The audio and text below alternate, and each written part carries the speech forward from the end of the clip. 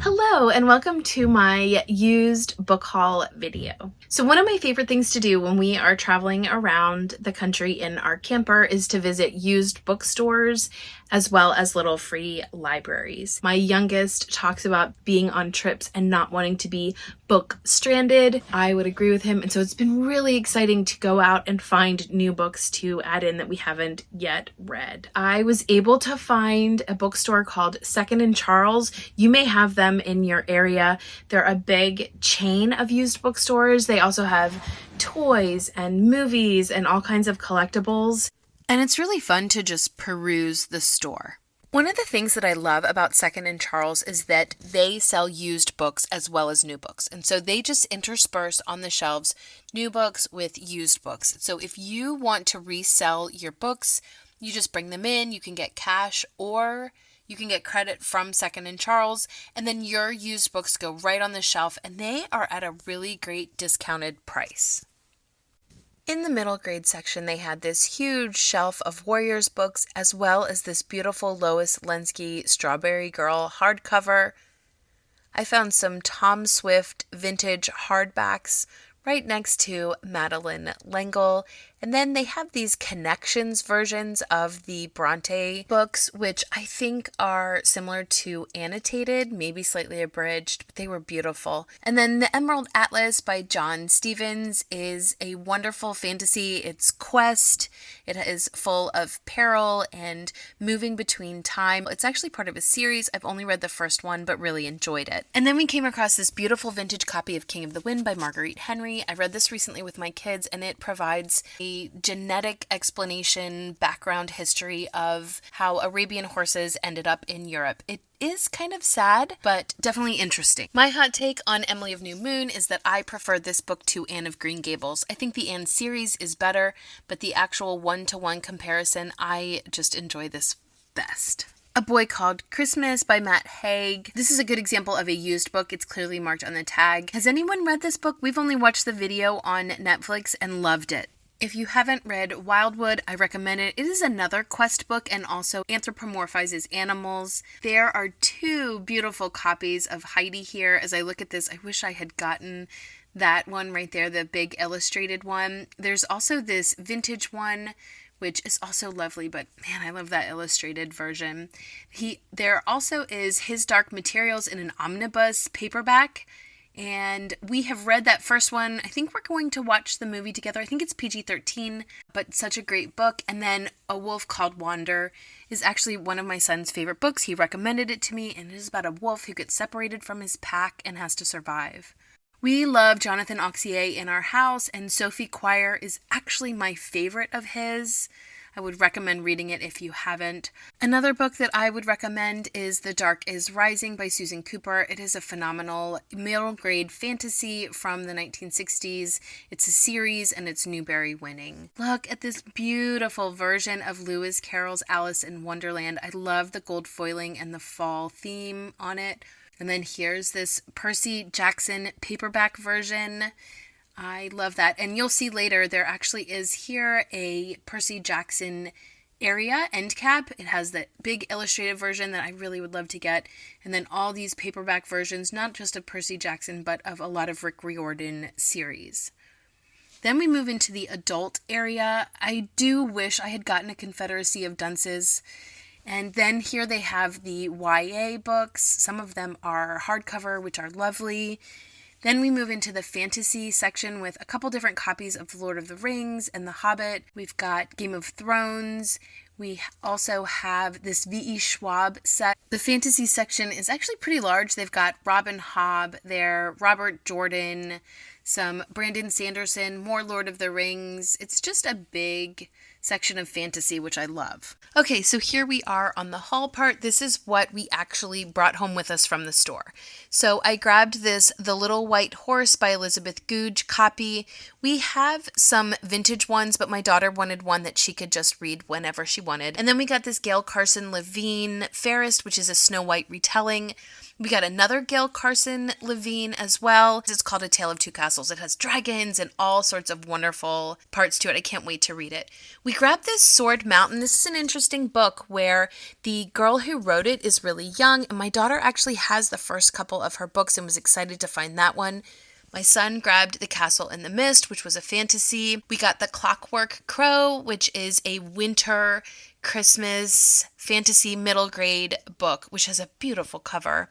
Then we got Winnie's Great War. This is a historical fiction, perfect for homeschool, talking about Winnie the Pooh's role and involvement in the war. And I don't know that much about it, and I'm so excited, and that copy is absolutely beautiful. This one was not used. It was regularly priced, but still a very affordable price for a hardcover with a dust jacket.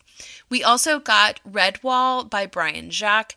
This book, we actually had a copy of it, but the print was so small, and so we wanted something that was bigger, especially I did for just helping with reading. And then my son grabbed some Lego. So I didn't mention earlier, but in the toy section, they have a huge bin of Lego that you can just dig through and pick out. And my son got that whole bag of pieces for $, definitely under $5. It was very inexpensive. So this is what we grabbed, and we were able to fit that right in the camper with all of our other books.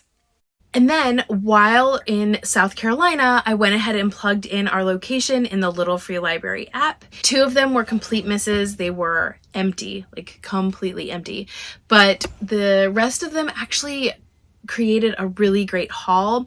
I brought a shoebox full of books. I put them in as strategically as I could to be able to bring as many as I could in our tow vehicle to not take up space in the camper. And I was able to unhaul all of those and get new books. Here is The Coldest Girl in Cold Town by Holly Black. I thought about grabbing it, but Holly Black is not my favorite author, although I appreciate what she's done for the fae part of the fantasy genre. I also am not the biggest fan of Allie Hazelwood, so while somebody right now is watching this thinking, The Love Hypothesis, and you didn't grab it, I didn't. I do wish I had grabbed that Allison Weir one, though. I loved this Little Free Library. I love the design on the front. I love this knob that is just so beautiful. I love all the quotes on it. It just was lovely, and it had some really great options in it as well. It had some beautiful picture books from authors who are own voices. If they weren't so big, I would have been tempted to take them, but space in the camper is at a premium.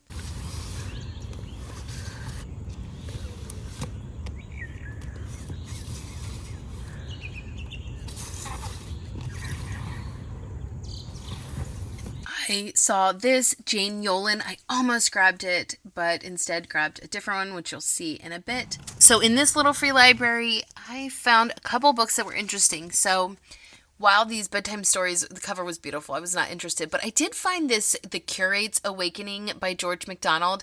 And so I spent some time standing there thinking, is this the George MacDonald? And did some research. I didn't realize that he wrote romance at all. Then there also is a Ken Follett, and I still have not read Pillars of the Earth. I think I'm pretty intimidated by the size, and apparently he just writes really large, thick books. So for the Little Free Library haul, I'm just going to do a quick explanation of what we found. So starting with middle grade, we found Thieves of Weird Wood. This is by Christian McKay Heidecker. The author is Newbery Honor-winning author. It seems like there are thieves and gangs and just nefarious characters in general. I mean, you can kind of see there's like tentacles and everything else. And so one of the things that I loved about the Little Free Library that I found these at is there were a whole bunch of basically new paperbacks. So we went ahead and just grabbed this one. So you can see it has a map in it. The pages are really beautiful. So we'll see. Hopefully it's not too creepy, but I just loved the actual book itself. And then next we have a Rick Riordan. This one is Magnus Chase and the Gods of Asgard. So this is Viking mythology. I think it's the first one, The Sword of Summer. So it's nice that it's the first one. I really like that. I also grabbed The Magic in Changing Your Stars by Leah Henderson.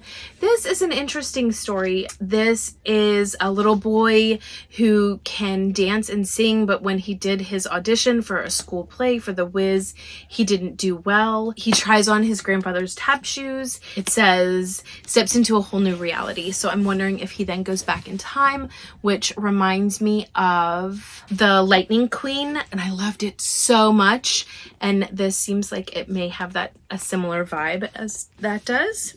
And then I found Amari and the Great Game. So this is Amari and the Night Brothers 2. So we have the first one, but we haven't committed to buying or even getting to read the second one. And so I love this beautiful hardcover. And then next I found a couple vintage books. I found A Connecticut Yankee in King Arthur's Court by Mark Twain. This one has a sticker on the back from the little free library location. I wish they hadn't done a sticker, but they did. I do want to get into his more adult books. Love his sense of humor, so grabbed that. The Curate's Awakening says it was originally published in 1876, and this is, I think, a Scottish tale, potentially a romance. When I saw him as the writer, I went ahead and grabbed this one. Then we get into the adult or young adult versions. So I found, again, in this place that had new paperbacks, The Poppy War by R.F. Kuang. I have another one of hers that is very popular that I haven't yet read, that I got at Christmas. So it's really, I should have read it by now, but I haven't. So anyway, I went ahead and grabbed this. And I also found The Suitors by Cecil David Weil.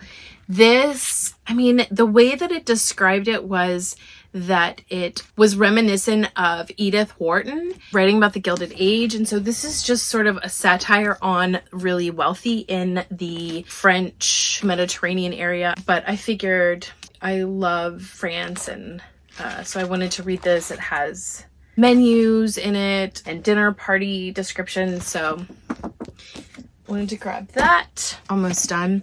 I got this, The Davenports by Crystal Marquis. This is a young adult. These are descendants of a former enslaved man, and it is a series. It says it's a glimpse into a period of African-American history often overlooked. So this is in the early 1900s. This is an Elizabeth Peters. This is Tomb of the Golden Bird. I have read the first Amelia Peabody book a long time ago. She's got a whole huge list of books, but I went ahead and grabbed this. I don't think you need to read her books in order. I'm hoping not. The last one was also based in Egypt, so I'm hoping that there'll be a connection there, but I just love that it's hardcover, lovely condition. It's got the deckled edges. So thanks so much for watching. Please feel free to let me know if you've read any of these, if there were any that you saw in the footage in the used bookstores or even the little free libraries where you're like, why didn't you get that one? I do that a lot on videos that I watch where you can see books in the bookstore or even a little free library where you're like, get that book, and the person doesn't. So I'd love to hear if you saw any books in there that made you react that way. Thanks so much for watching, and until next time.